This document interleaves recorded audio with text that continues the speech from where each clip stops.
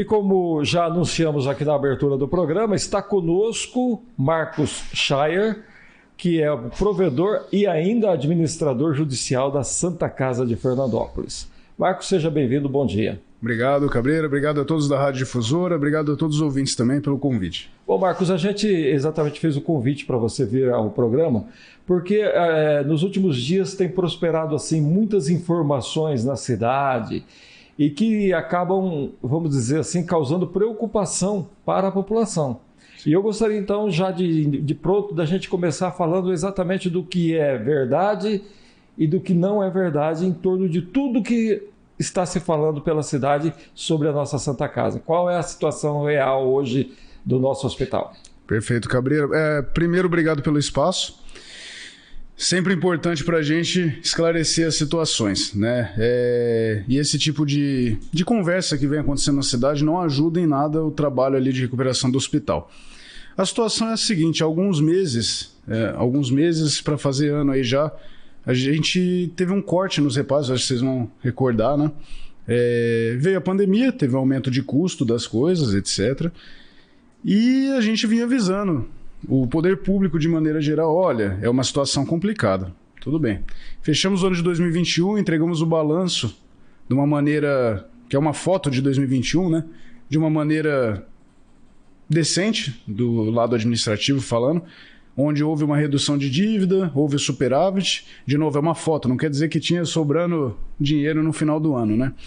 E a gente ainda avisou: olha, tá numa situação crítica, as coisas estão subindo, né, de preço, e vai chegar um momento que, se não houver aumento dos recursos, nós vamos sangrar mais do que o normal. Pois bem, começou-se um movimento no Brasil todo das Santas Casas, né?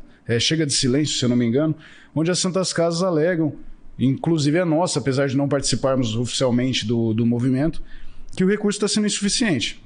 Eu acho que vocês vão recordar de algumas entrevistas minhas, eu dizia que logo que a gente assumiu, até com a pandemia, em torno de 450, 500 mil por mês, a gente fazia estoque para 90 dias. Hoje a gente gasta perto dos 700, 800 mil por mês e não faz para 30. Então as coisas assim subiram de preço de uma maneira absurda. Conta de luz nossa, que a gente pagava 100 mil cheia, né? A gente tem desconto, obviamente, ela ia para 200 mil hoje. Estamos pagando o dobro da conta de luz. E todas as outras coisas que aumentaram de custo. Obviamente, não adianta a gente falar do SUS, que o SUS, que eu me dou por gente, nunca foi ajustado, né? Posso estar falando besteira. Mas a gente começou a ficar numa situação assim, eu não diria ruim, eu diria preocupante. Porque o recurso que eu conseguia jogar ali para frente, trabalhar com 10 dias a mais, 10 dias a menos, conversar com o fornecedor para segurar uma nota, começou a apertar meu recurso. E a gente informando ao Estado. Veio um programa, o Mais Santas Casas Agora, que é um programa justo. Na minha opinião, ele considera a produção dos hospitais. Então, por exemplo, o que nós produzirmos de cirurgias eletivas, de procedimentos, de exames neste ano, o Estado, ano que vem, vai nos pagar proporcional a isso. Então, é totalmente justo. Qual foi o problema para a nossa Santa Casa? Eles pegaram a produção de 2018 para todos. E a nossa produção em 2018 foi 20%, arredondando, do que deveria ter sido. Então, nosso repasse, eventualmente, ficaria prejudicado. Pois bem, nós entramos em contato com o Estado, governo federal, todos os meios que nós pudemos para solicitar esse auxílio. Olha, as coisas estão muito caras. Houve agora a aprovação do PL da enfermagem, que é totalmente justa também, a gente entende, mas é um ponto que, para os hospitais como a nossa Santa Casa, que já estão sem recurso, vai pesar. E lógico, a gente tem que ser justo com o movimento também dos enfermeiros, técnicos e todos da categoria, e reajustar o valor da maneira correta. Só que são todos pontos que vão convergir, além da dívida que a gente já carrega de passado, vão convergir aí para frente. Pois bem, houve alguns médicos lá no hospital na semana passada que questionaram, né, sobre atrasos, etc, etc. Houve argumento de nossa parte em relação a pagamento. Olha, todo mês está sendo pago. A nota, de fato, a gente tem a referência, né, no caso de janeiro, por exemplo, foi a última nota que a gente pagou, então são 60 dias aí, a pessoa trabalhou janeiro até o dia 31, conta fevereiro, que são 30 dias geralmente por contrato que a gente tem. Então você pega março e a gente pagou no fim de abril. Então 50 e poucos dias que a gente de fato tem atraso. A questão é, desde que eu entrei ali, a gente paga mais ou menos dessa maneira. Então, Não, para mim não houve nada assim. Mas de fato, tem algumas coisas atrasadas sim, e eu acho justo da parte desses médicos que reclamaram que trabalhou tem que receber. Mas eu acho que também tem que haver uma sensibilidade geral, porque não é de hoje, né, esse problema, e não é de hoje que isso acontece. Não começou hoje, começou anos atrás. Mas tudo bem. Houve conversas, teve um grupo ali que falou, para mim assim não dá certo, o outro falou, não, eu tô aqui para vestir a camisa da Santa Casa, a gente sabe a situação, e eu falei desde o meu primeiro dia para eles, inclusive, para recuperar isso aqui, se tudo der certo, são 5 anos, pelo menos, eu sempre falei isso, e a gente pegou uma pandemia no meio do caminho, mantém os 5 anos, desde que nós tenhamos recursos, desde que também os senhores médicos tragam convênios e particulares para a Santa Casa, cirurgias, para que a gente possa... né? Inclusive tem alguns contratos que a pessoa tem meta. O médico tem que trazer, ao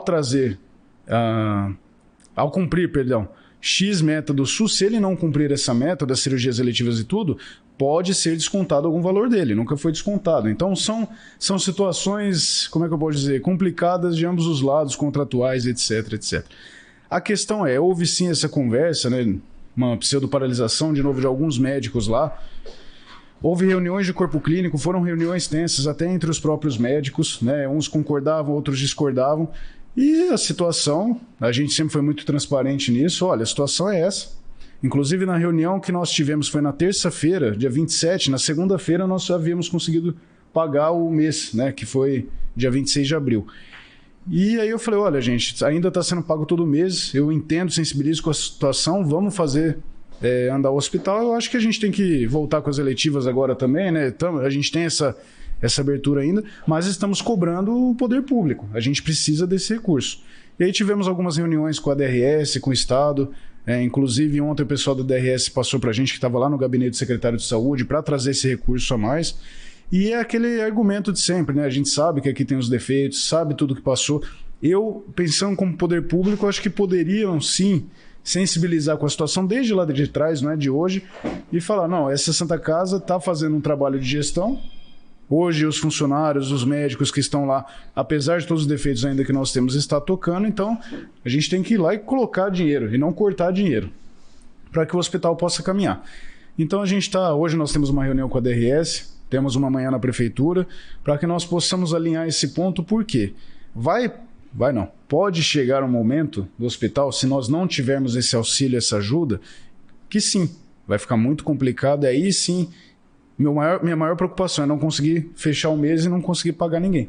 Não digo de funcionários, mas eu digo médicos, fornecedores. Eu já tenho muitos fornecedores que a gente liga, olha, a nota... para 60 dias, não vou conseguir te pagar. E eles sensibilizam, eles sabem que enquanto a gente pôde, estava pagando tudo em dia, teve situação como começo de 2021 passado, vocês vão se recordar do Covid, que ficou muito dinheiro parado para vir para a gente, eles sensibilizaram, teve fornecedor que deu 90, 120 dias, então assim, é uma situação que eu acho que é necessária essa sensibilidade deles. E infelizmente, felizmente até segunda ordem, a gente está com o hospital funcionando. Ontem ou hoje, salvo engano, tem algumas cirurgias seletivas de ortopedia e etc. voltando, mas nós aguardamos essa reunião de hoje com o Estado, o poder público, para saber também que rumos nós tomaremos, né? A gente sabe que o SUS ele é muito deficitário, isso não é de hoje. Na minha opinião, ele necessita de apoio e recursos do poder público de maneira geral, e se não houver esses recursos, não houver esse apoio, fica difícil você manter o SUS no hospital que já era quebrado. Novamente, nós estamos... Não adianta eu falar isso, que quem administra hoje sou eu e a responsabilidade é minha e ponto final. Mas não adianta a gente falar assim, pegar um hospital que é quebrado, e eu quero até fazer um adendo aqui, não é atacar uma administração X ou Y, uma pessoa Y, não, são situações. Assim como a gente passa hoje, são situações, não sei como foi feito, não estava lá para ver, imagino que fizeram o que deveria ser feito, eu falo por mim. Hoje nós temos sim essa dívida e a gente tem que trabalhar com essa dívida. Vou dar mais um exemplo para vocês. Esses dias nós tivemos que pagar uma certidão, senão nós não receberíamos o SUS.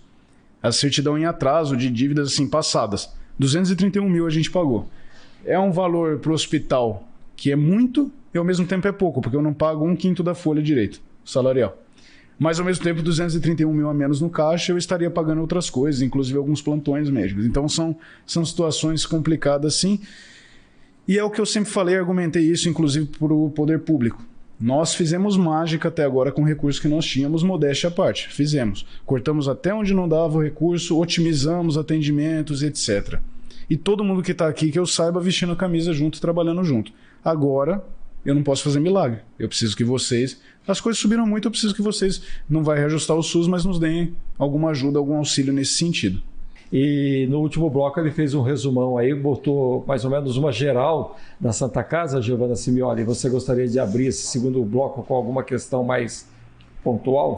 Sim, ele comentou, Marcos, primeiramente bom dia, né? Bom dia.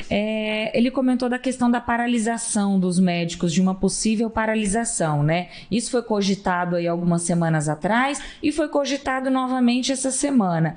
Existe a possibilidade dessa paralisação e como essa paralisação pode impactar nos atendimentos da Santa Casa de Fernandópolis? Bom, Giovana, pelo que eu converso com os chefes de clínica, corpo clínico e etc. Nós, eu digo não só os médicos, como nós, hospital, estamos aguardando também uma resolutiva do poder público em relação a recursos. Porque, eu vou ser muito sincero, não tem porquê uma empresa, né, um hospital, independente da situação em que ele esteja, não tem porquê ele existir, se não é nem a questão dele dar prejuízo, se ele não tem um viés de saída numa situação que a gente está agora. Então, eu mesmo disse, caso não haja recursos do Estado, conta. A gente vai chegar num momento que nós não vamos ter condições de honrar pagamentos. Né? Mas, além dos problemas que nós já temos, sempre tivemos, etc. Então, eu não posso falar pelos médicos, mas eu posso falar por mim. Eu mesmo tenho por que manter contrato ou manter o hospital daquela maneira se ele não vai ter recurso. Agora, o que eu acredito? Se tem recurso para vir com qualquer outra gestão, se fosse o HB, como a gente sabe que já teve lá no processo, né? O HB foi sondado, o Frei, etc. Se qualquer outra gestão que fosse entrar ali teria recursos do dinheiro do poder público, dinheiro público, para ajudar a Santa Casa, eu não vejo por que não esse recurso não entrar agora. Né? Nós estamos no ano eleitoral, nós temos várias emendas a serem liberadas para nós aí em última fase, é só mandar o dinheiro, né? Lógico, deve ter os trâmites legais e tudo, mas a gente precisa desse respaldo do poder público. Porque aí eu mesmo vou virar na condição de administrador e vou dizer o seguinte, como é que eu posso dizer isso? Não dá para gerir dessa maneira. Ou a gente vai voltar como já aconteceu várias outras vezes. Nós vamos ficar devendo vários e vários meses para várias pessoas. Já aconteceu anos atrás de atrasar salário de funcionário e isso particularmente eu não quero. Não vou passar isso. Já tem a situação dos médicos que é complicada sim, né? Eu sou sensível a isso e sempre falei isso a eles, mas que é uma situação que existe aí e a gente está tentando resolver. Né? Mas... Ô Marcos, e já está atrapalhando o atendimento na Santa Casa? Essa situação já tem afetado aí o atendimento à população ou não? Ou está normal, está tudo tranquilo ainda? Não, normal não está, mas também eu não vejo o problema dessa maneira, Giovana. Por quê? Nós tivemos a paralisação de alguns funcionários e alguns médicos no dia da manifestação das Santas Casas, né, que foi no Brasil, mais de 1.800 Santas Casas pararam, e alguns deles se manifestaram dessa maneira, né, eu diria uma boa parte deles. Teoricamente, depois disso, o atendimento era para estar normalizado. Como eu disse, inclusive hoje está tendo algumas eletivas de ortopedia, etc. A questão é, nós ainda não havíamos voltado a realizar as eletivas. Então, do começo do ano para cá, nesse sentido de eletiva, as coisas não mudaram. Né? Na verdade, nós deveríamos estar retomando, porque eu, falando como hospital, como administração, tenho essa preocupação de retomar as eletivas também, porque eu sei que eu vou receber proporcional ao que eu produzir no ano que vem.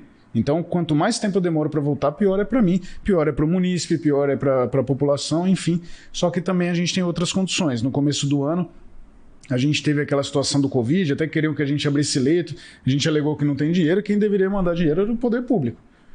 E a gente sabe que tem hospital que até hoje não recebeu desses leitos que abriu. Imagina se a gente tivesse aberto, ia estar amargando mais prejuízo. Então é uma situação que vai ficar um pouquinho complicada se não houver. Mas em relação a atendimentos, urgência e emergência continuam. Né? Houve até conversas, a gente escutou, tal clínica não está atendendo. No momento que foi nos informado, nós entramos em contato com o chefe de clínica, vamos averiguar, mas até onde a gente sabe é o atendimento normal. Então, se houve algum problema, não era para ter acontecido, além do dia da manifestação, em relação às eletivas. Urgência e emergência, a gente continua. Ô Marcos, nesse cenário que você coloca aqui, vamos dizer assim, a Santa Casa tem um limite, tem um tempo limite para suportar essa situação? Boa pergunta, Cabreiro. Na verdade, eu diria que a situação limite, o tempo limite da Santa Casa começou-se a partir de corte de recurso. Né? A gente começa com uma bomba relógio. E hoje a gente tem que pegar e fazer um jogo de cintura, saber negociar com os fornecedores, com as pessoas jurídicas, para a gente ganhar mais tempo. Pensa naquele fluxo financeiro temporal que eu sempre falei. Eu teria que pagar a nota do fornecedor de luva no dia 20. Vou conversar com ele para ver se ele pode jogar para o dia 10 ou para o dia 20 do mês que vem, para eu não ter que dispor daquele dinheiro agora. Então, a partir do momento que houve esse corte de recursos, a gente já começa a ficar na preocupação e queimando caixa que a gente já não tinha. Então, a gente adianta com a Unimed, por exemplo, que é nosso maior convênio, temos uma boa relação com eles. Vocês têm que nos pagar dia 15, dá para adiantar hoje, dia 5? Tudo bem, sempre foram extremamente solícitos nisso, tenho que agradecê-los. Eles adiantam recurso, bom, então agora eu tenho que pagar, por exemplo, a folha médica, vou pagar. A folha de funcionários, nós temos um TAC com o Ministério Público, né, de antes da minha gestão também, que entrou o SUS, ele é absorvido praticamente que na totalidade para a folha de funcionários e também uma parte para aquele empréstimo bancário de longa data, aí, o parcelamento que a gente paga. Eu diria... Gabriel, eu vou ser mais sincero para você. Dependendo da reunião de hoje, eu acho que eu posso dar dados mais reais para vocês, porque eu não creio também que é interesse do Estado, do governo federal, dos municípios, que a Santa Casa pare atendimento. E é aquela história, se tem recurso para vir, se pode vir no outro momento, por que não vir agora?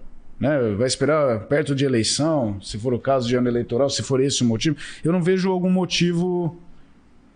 Enfim, é plausível. Eu escutei até de um outro médico lá, né? Acho que o problema é a administração. Eu falei, olha, você tem todo o direito de estar insatisfeito. Mas se você me falar uma administração que reduziu dívida, que não aumentou a dívida, inclusive reduziu, e a gente está falando aí de quase 20% da dívida total, né? Eu acho que o meu trabalho o nosso trabalho como administração está ali. E infelizmente a gente tem que fazer escolhas. Eu quero deixar claro aqui que não é fácil. De novo, eu me sensibilizo com a situação. Mas a gente tem que escolher. O que eu vou fazer com o pouco dinheiro que eu tenho hoje? Se eu tenho que pagar 10 coisas, eu tenho dinheiro para pagar uma. E essa é a situação que a gente passa desde o primeiro dia. Tem muita pressão e tem muita situação. Mas, de novo, se a gente não tiver esse apoio do poder público, dependendo da reunião de hoje, olha, não dá para tocar o SUS desse jeito.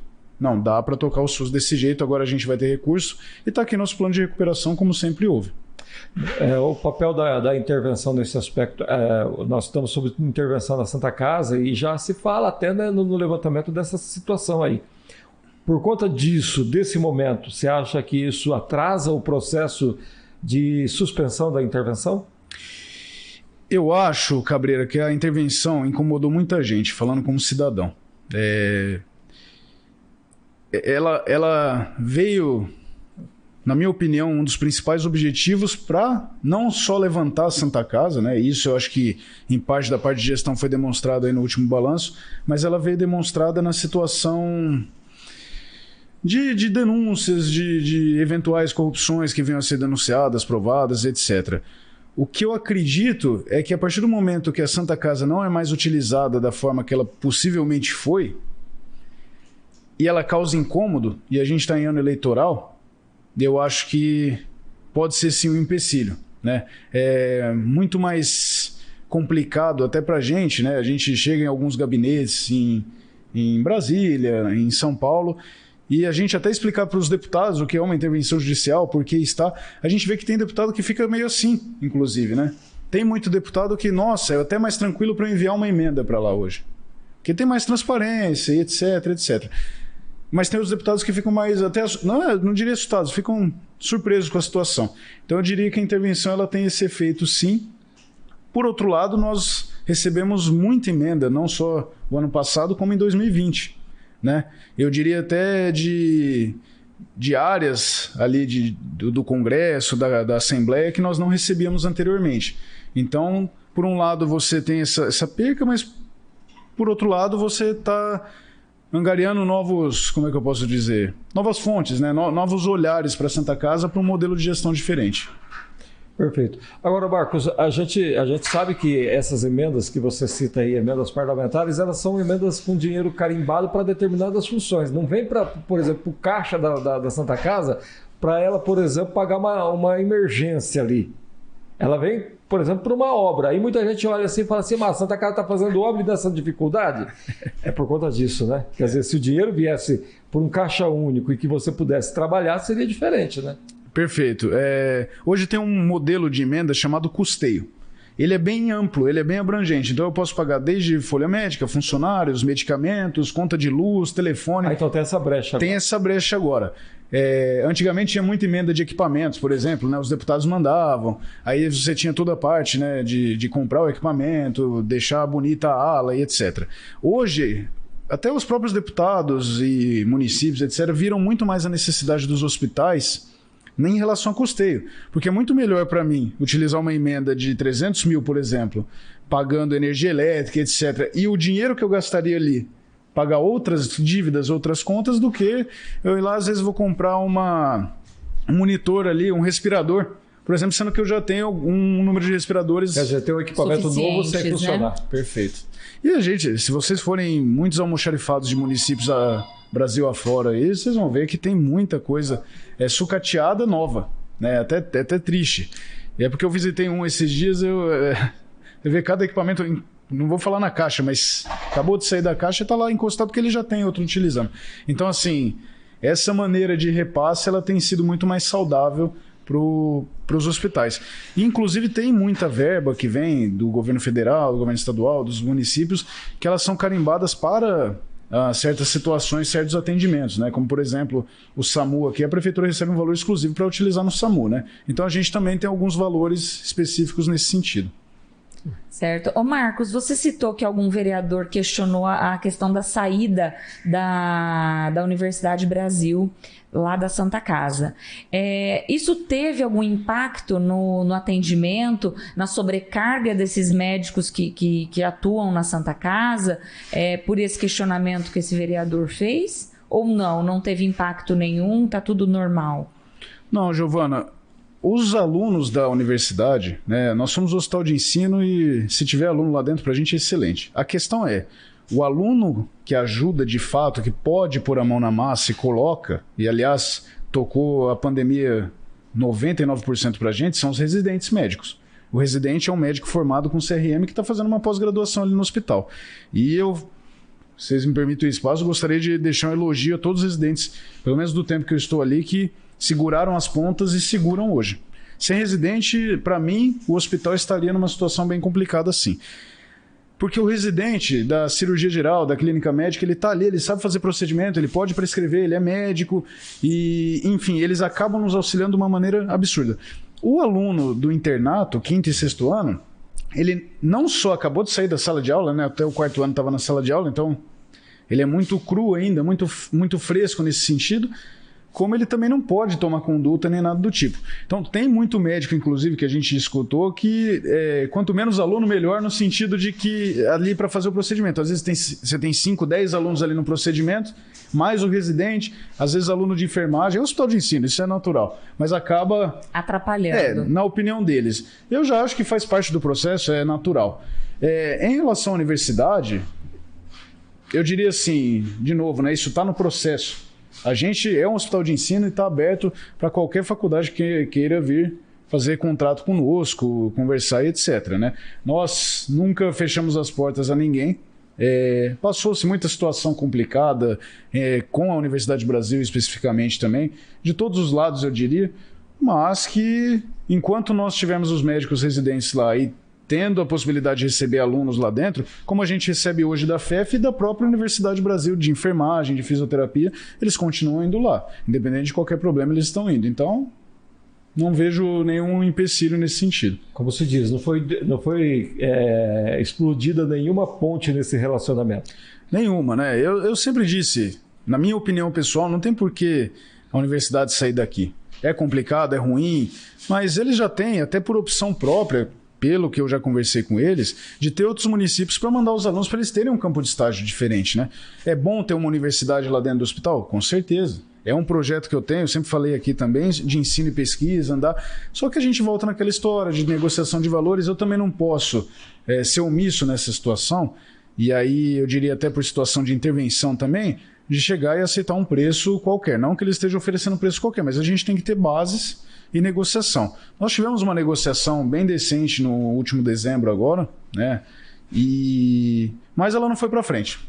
Falando assim, eles tiveram as opções dele, a nossa, mas a gente tem conversado com o reitor de vez em quando, né? De novo, sempre foi muito respeitoso comigo, ele especificamente, e as portas estão abertas. A gente precisa de propostas e propostas boas. Ela sendo boa para a Santa Casa, né? Sendo boa ali para os profissionais também que vão tocar o serviço, eu acho que a gente não tem empecilho de nenhum lado.